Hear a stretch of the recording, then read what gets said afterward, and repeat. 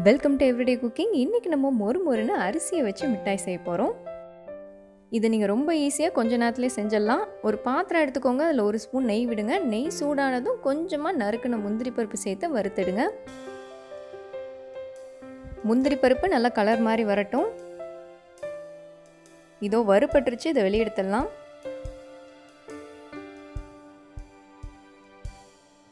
அடுத்ததாக கொஞ்சமாக நறுக்கின பாதாம், இதையும் நல்லா மொறுமொறுன்னு வறுத்தெடுத்துக்கணும்.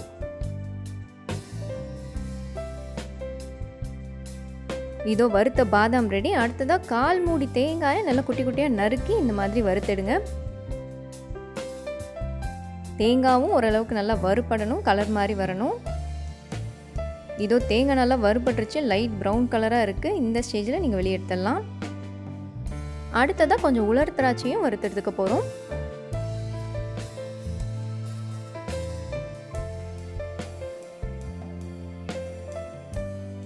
இதோ உலர் திராட்சையும் ரெடி.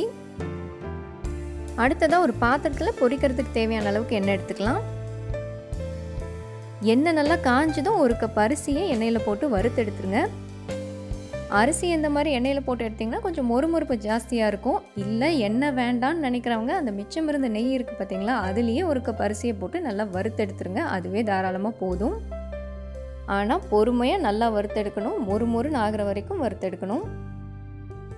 இங்கே நான் 1/2 கப்பாக அரிசியை போட்டு வறுத்து எடுத்துட்டேன். இதோ 1 கப் அரிசியும் ரெடி.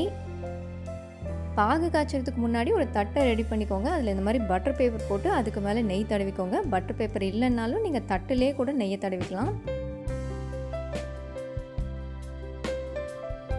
இது ஒரு பக்கம் இருக்கட்டும். இப்போ ஒரு பாத்திரத்தில் 1/2 கப் சர்க்கரையும் 1/4 கப் தண்ணியும் விடுங்க. சர்க்கரை கரைஞ்சி கேரமலைஸ் ஆகணும்.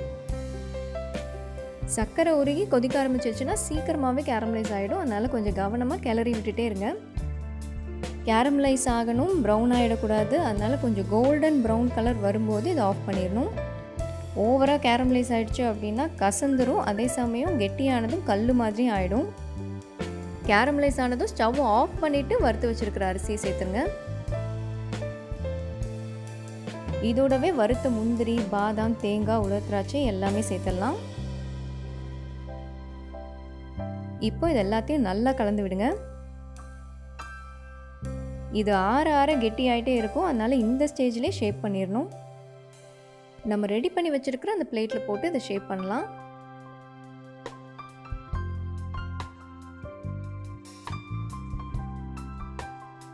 நான் இங்கே ஓரளவுக்கு திக்காக ஷேப் பண்ணுறேன். நீங்கள் வேணும்னா இன்னும் கொஞ்சம் கூட தின்னாக ஷேப் பண்ணலாம். இந்த மாதிரி ஒரு சின்ன கிண்ணம் எடுத்து நல்லா அழுத்தம் கொடுத்து உங்களுக்கு என்ன ஷேப் வேணுமோ அந்த மாதிரி ஷேப் பண்ணிக்கோங்க. இது இப்போ ஆறி செட் ஆகட்டும். இதோ இப்போ செட் ஆகிடுச்சு. இதை எடுத்து நம்ம கட் பண்ணிடலாம்.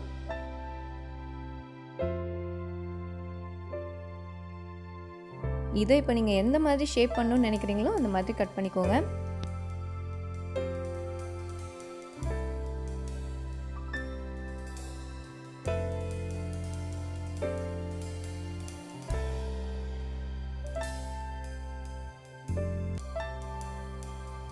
ஸோ இதோ நம்மளோட மொறு அரிசி மிட்டாய் ரெடி.